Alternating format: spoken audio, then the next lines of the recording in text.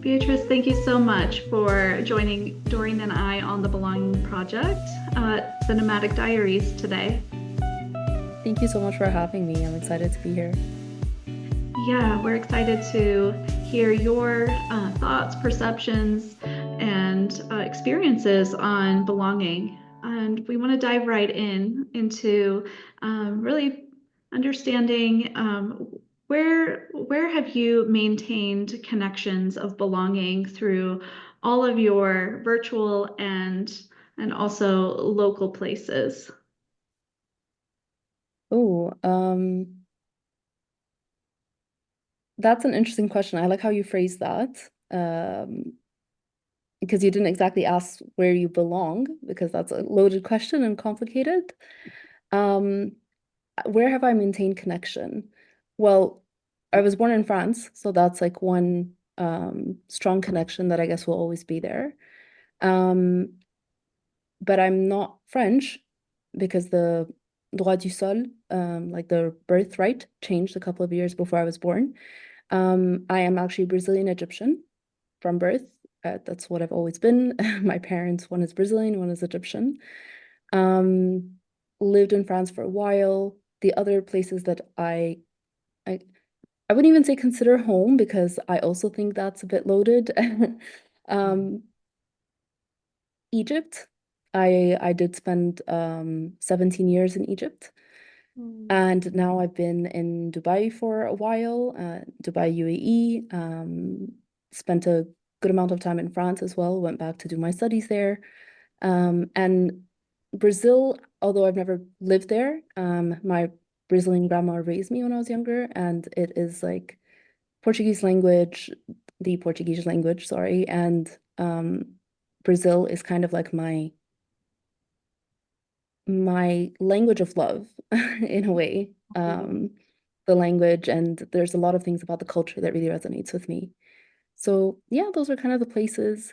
But then again, I don't really feel like tied down to any of these places. I'm not a patriotic person at all, never have been. Don't really understand it either, to be honest with you. Um, so yeah, I feel like you can build connections with lots of different places and depending on like whether it's your heritage or your decision to move to a place or your partner is a blend of different things, you know?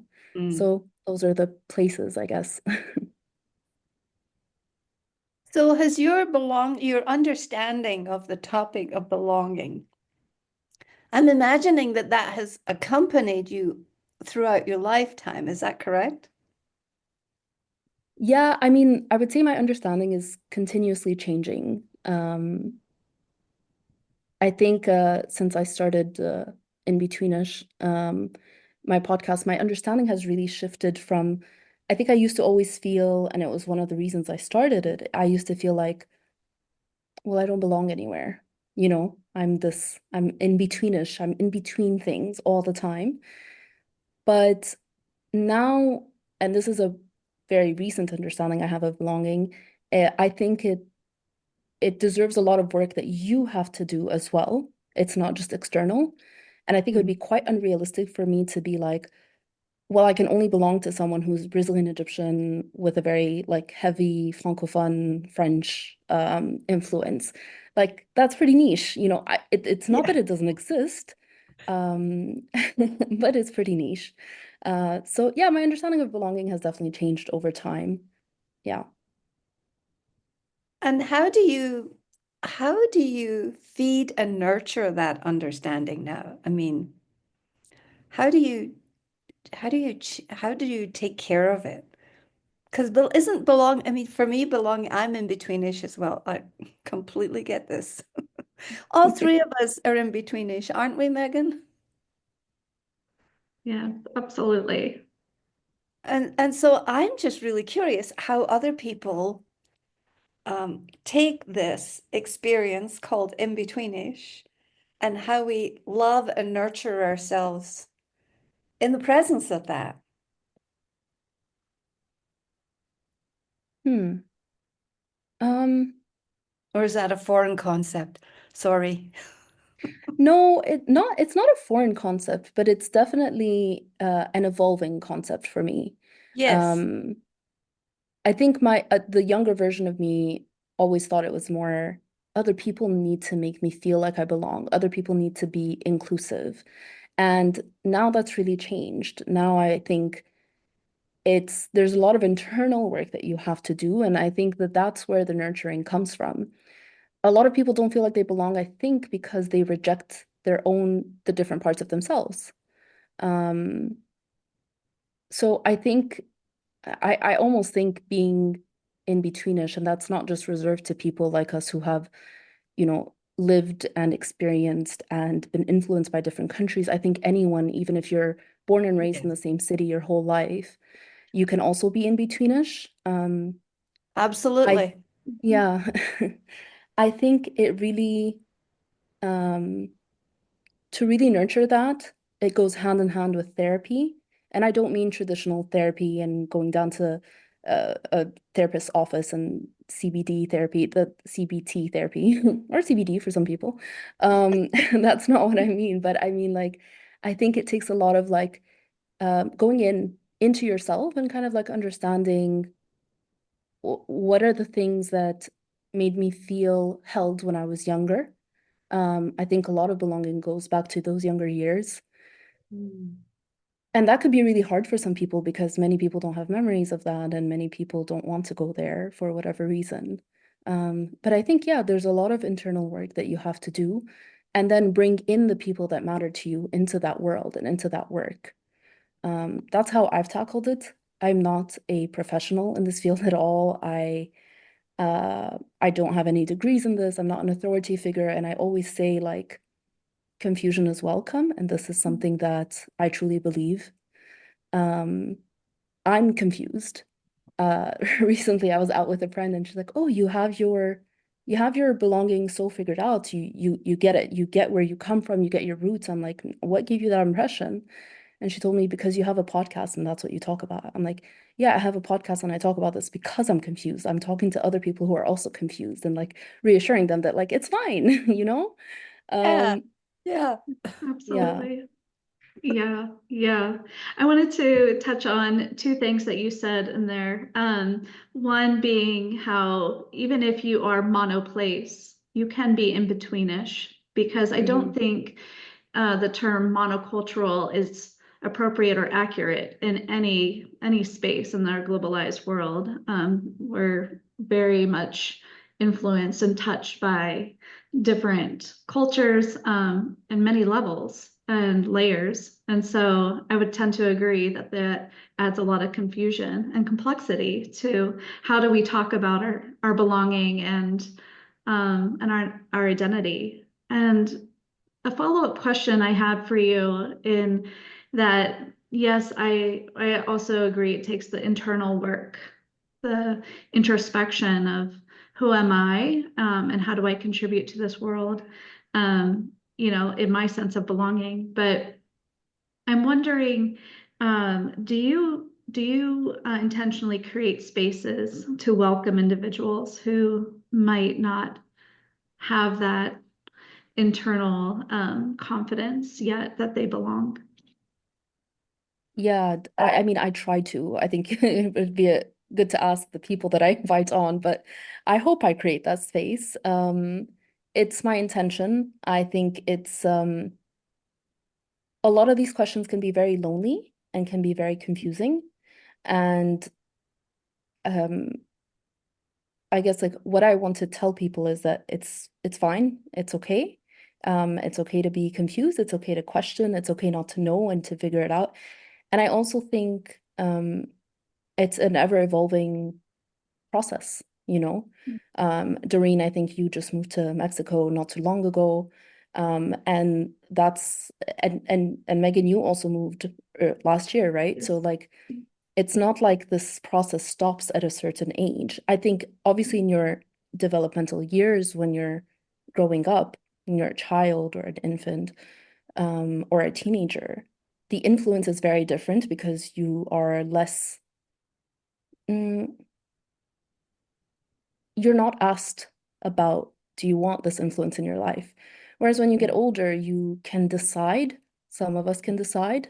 Um, some of us don't have the option all the time, you know. But I think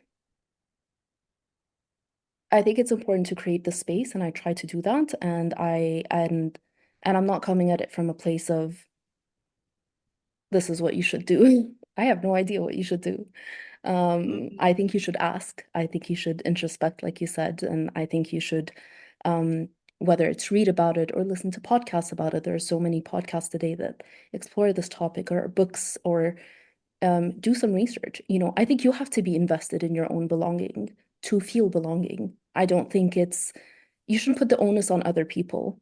And while when we were children and dependent on the caretakers and the adults in our lives, yes, we could put some onus on them.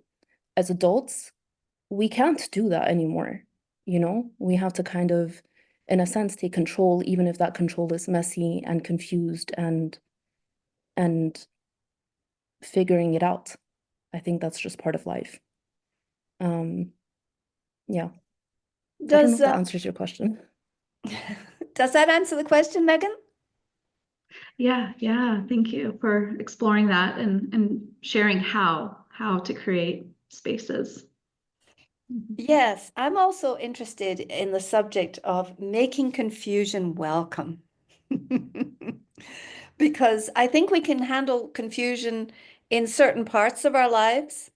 And then, there's a process of moving through the confusion, hopefully to clarity. Mm-hmm. I mean, even in our physical well-being, which as somebody who had a bit of ADHD, I discovered in my 60s, I needed to have very streamlined environments. So I think the confusion and the messiness can occur emotionally, mentally, relationships, financially, in all of those invisible areas that we carry with us when we migrate and we move around the world.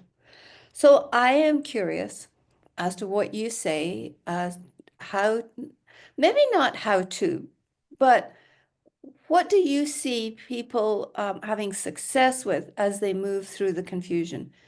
Do they get to clarity? Is it okay to stay in confusion as long as we want? Um, I know those are kind of heady questions, but I find a daily practice of cleaning up and clearing things. So I'm just wondering if there's a mental way of doing that. I Hey, think if I'm down a rabbit hole, girls, just say no. no, it's okay. I think clarity, like belonging, like some of these big but like concepts are really Mhm. hard to achieve, or maybe oh, so I'm speaking for myself here. Maybe they are in their entirety unachievable. What I've noticed is that I can have moments of belonging and I can have moments of clarity. And I think that's much more realistic Yeah. and achievable. Um, and and also knowing that you can achieve those moments, whether it's clarity, whether it's belonging, whether it's feeling a sense of home, um, I think that's enough to keep me going, you know? And obviously, I think the more well, it's not obvious, but I think the more you introspect, the more you realize what can create those moments. But it's not like if you recreate the exact setting, whatever it may be, Right. that you will feel that belonging again, because it takes so many things. It's both internal, the environment around you, the people around you. So I don't know, it involves so many different elements, and even if you try to line up everything, some things are just not in your control, and that's fine as well. Um, for me, I try to create like little practices that make me feel more connected to my culture. Um, for Tell us example, more. Tell us more. Um, one of the ways I do that, for me personally, like I said, I love the Portuguese language, specifically the accent from Rio, the Carioca accent. It's very particular. I only came to realize that it was very different than the rest of Brazil a couple of years ago, I thought it was like a pretty normal accent in Brazil, but it's actually in Brazil, it's even considered like the Carioca accent, like from Rio, not just state, but city, um, is very particular. And the reason I didn't know that is because that's the environment that I grew up in, from my Brazilian influence. That's where my family's from.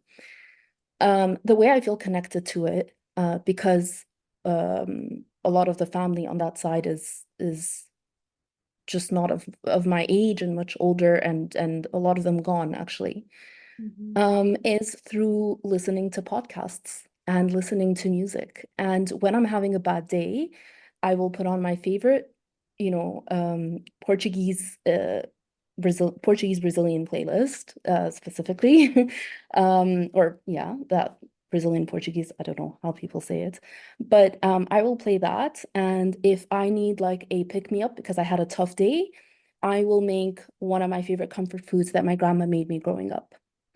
And that makes me feel whole, and that makes me feel connected to that part of who I am, to this person who's also no longer here. And I'm just creating this small little moment for myself where I feel clarity in how I feel about this part of my being, you know? Um, I think the cultures that you belong to or can feel belonging to are very tied to the people from that culture. Yes. So for me, although my mom's Brazilian and we grew up in a Francophone household, so everything was in French. Growing up, I was confused. I thought I was French. And it was also my first language. And it just didn't make sense to me. Like, so I'm not French. Like that's where we went every summer, and it was confusing to me. But the Brazilian part came through my grandma. My mom would only speak to us in Portuguese if she's like doesn't want someone to understand, or if she's like, yelling at us or punishing us somehow. Um, Somehow the language stayed related to my grandma for me. Sorry if that's a bit personal. But yeah, I think the places and the cultures that you belong to are very related to the individuals that influenced you. For me, it was in my childhood. Um, Although I've been living in the UAE for 7 years, I don't feel belonging here in quite the same, belonging to the culture here in quite the same way. I've never felt belonging to a land. I don't really know what that feels like.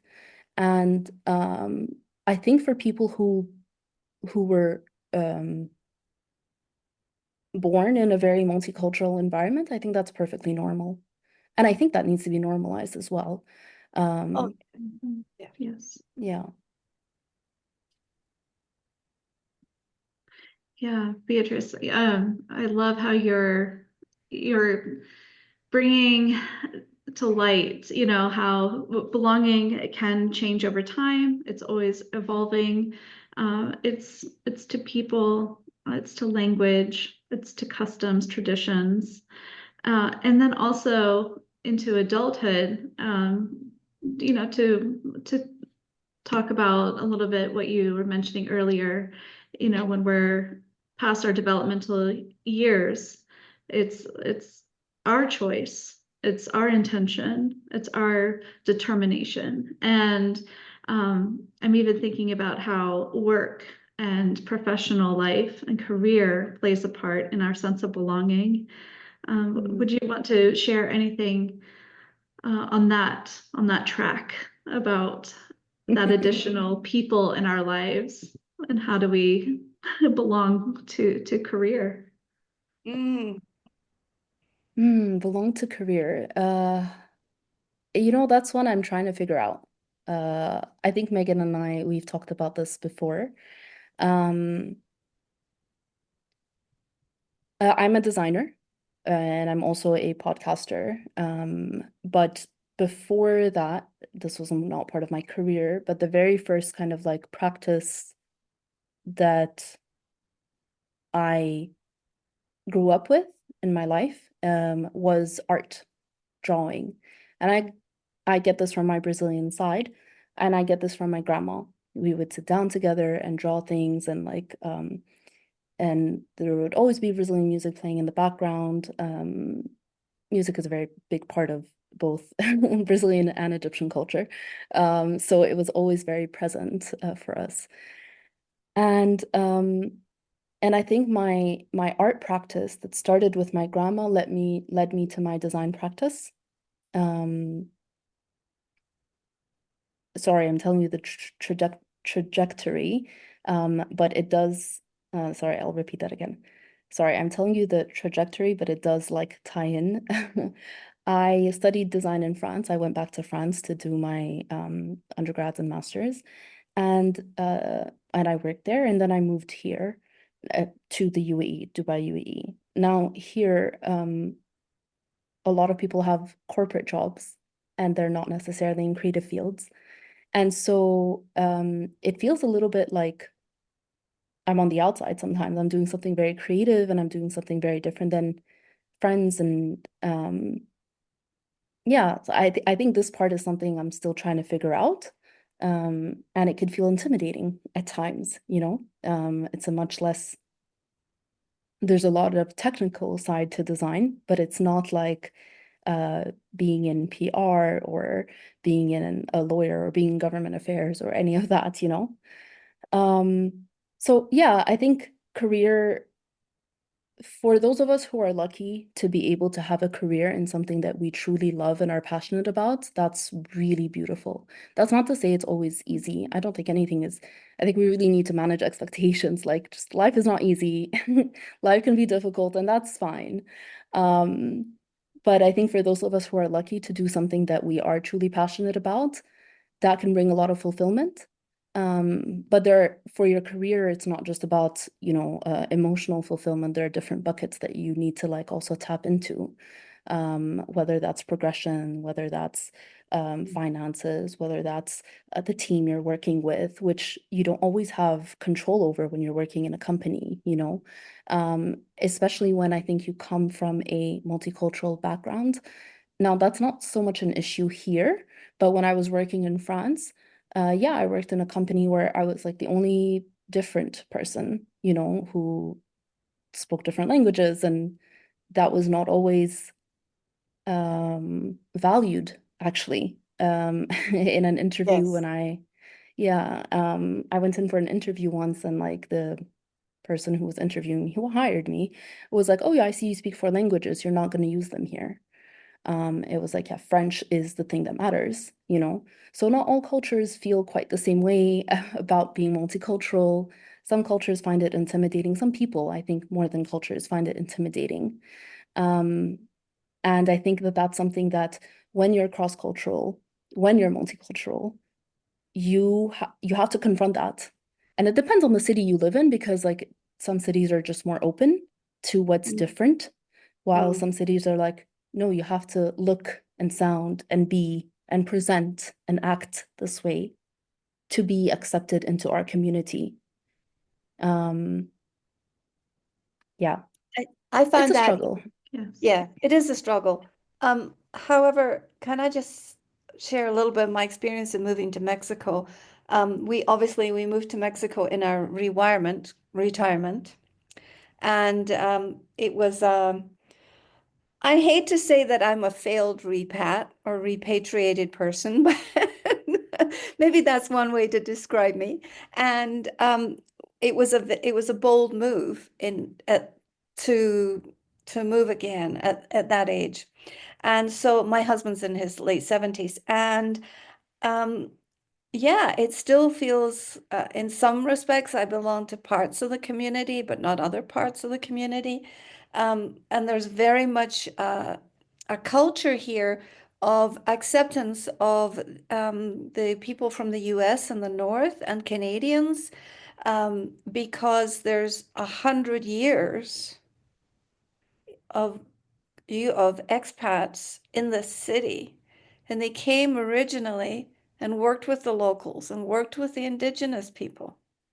And so we actually sit on Otomi land and Chichimeca land, and it's really growing. It's like growing another limb. It's like growing another piece of your understanding in in honoring that and not overstepping it. So I think I'm used to being on the outside. I'm used to being an outsider. It's almost more familiar. But Mhm. there's such a blessing to at this stage in my life be growing this other limb of, okay, I'm gonna see how far I can get along with this. Where are my edges? Where is my tolerance? How to grow? So basically, I'm just saying that, you are in one generation, but for other generations who are listening, they also have the option of stretching and growing and just even taking on this journey to be more aware of belonging, don't you think? Um, yeah, I do. I don't think this is particular to the millennial generation or younger generations than, Right. Gen Z, Gen Alpha. I think I think every generation is a bit self-centered, to be honest with you, and we think we're unique, and I don't think we're unique. I think we all go through similar things in different Yeah. times, and then the world is also changing, right? So we also have to get with the times. So yeah, I think it's kind of normal. And I don't personally, from the outside, I don't see your repatriation as failure. I see it as, you know, e- It's an exploring new, experiment. exploring, sorry? It was an experiment. Yeah. Yeah, to be honest with you, I don't think I would consider repatriating to any of my home countries, Mm. be it Brazil, Egypt, or France. I've had that experience. Um, Always been an outsider from day one because when I moved to Egypt, I didn't speak Arabic yet, and Arabic has difficult letters. Today I can say them no problem, but like when I first moved there, I couldn't say the ha, for example. And so when I would say those words, I would say them with an H, which is wrong. And people would make fun of me in good faith. It wasn't like bullying or anything like that. And also in Egypt, sometimes we have this thing of like when you mispronounce things, it's seen as cute rather than wrong, you know? So I had that privilege or advantage, I guess. But since I moved to Egypt, I never felt like I belonged there. When I moved back to France as an adult, I was like, okay, as a young adult, I was like, I'm going back to the place I was born. I should belong here. And I didn't. And I was made to feel very much like an outsider. And I think that that also fed into my narrative. So I was like, I am an outsider. And in Brazil, you know, the thing is, I have the advantage, I guess, of like in both of my home countries looking like I'm from there. I look Yes. Brazilian. I also look Egyptian. Yes. Um, but it's in the words I use, I speak Portuguese like a grandma, like my grandma, because that's the Portuguese I learned, you know? So it sounds very outdated to some people. And some of the things I say, they're like, what are you saying? My grandma says that. Why are you saying that? You know? And I'm also made to feel sometimes like an outsider. I also think I've built that in my head a lot. Um, but yeah, all that to say, I don't think this is particular to millennials. I don't think this is particular to Westerners. I think there's a lot of, this is actually something that sometimes frustrates me a little bit. There's a lot of Westerners in the space of um, talking about multiculturalism and in-betweenish things. But there's a lot of other experiences as well from people from different corners of the world that are just less heard about. We do live in a very Western-centric world. There's no denying that.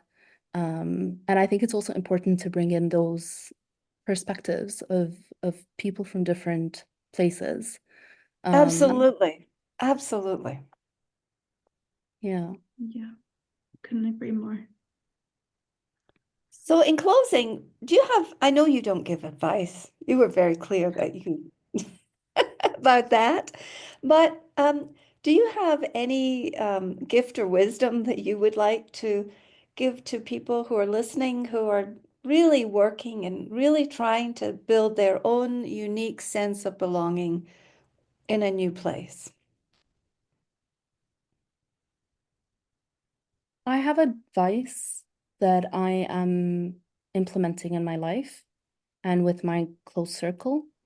I don't think it's for people who are moving to a new place in particular. I think it could apply to anyone who is cross-cultural.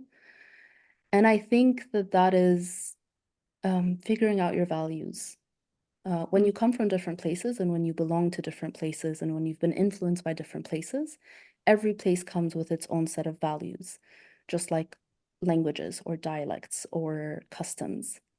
But values are harder because you don't see them, and your values are really just tested when you are tested in difficult situations. You know, you don't really think about your values on a good day when, everything's perfectly fine.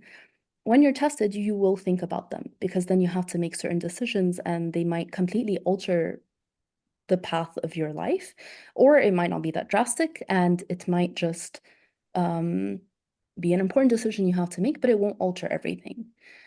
So I think you have to figure out your values for yourself because when you're growing up, it's the same thing.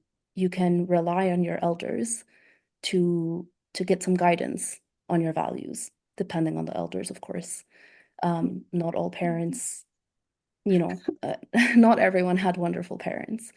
But I think as you get older, as you become a young adult, as you go into different decades in your life, I think it's worth reassessing what your values are, because I think your values are the root of a lot of decisions that you make in your life.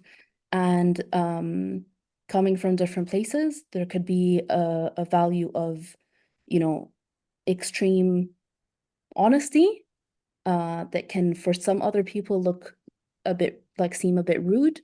There are other values of like really coddling and, always having to like take care of the youngest or, the kids never grow up kind of mentality. These are very loose values, but I think it's important to figure out your values for yourself Yes. because I think that makes everything that comes after that easier. And I think we live in a society now where you're not encouraged to think about these things so much. Social media is all about the next thing that's happening, the next thing you want to buy. And then I think people are just not questioning their values as much. And I think that's Yes. why a lot of people feel unease. That's my personal take on it. So if I had one piece of advice for anyone in any life circumstance, it's figure out your values and not just figure them out and write them on paper. On paper, it's great, but it's like, how do you actually live by them? How do they show up in your day-to-day life? And yeah, like you can live in a way where you feel like you're in integrity between how you act and who you are to yourself, not to the external world, and your values. I think that's very important. Thank you. Yes, Excellent. There's some full very of wisdom. great wisdom there. Would you like to lead us into the lightning round, Megan? Yes, yes. Beatrice, thank you again for being such a sage on the stage. Thank you. I don't know that expression. Thank you. And we want to end the podcast with some really fun, lighthearted, but maybe hard to answer questions. I'll start off with the question, what are some synonyms for belonging? Ooh, that's not easy. Synonyms for belonging.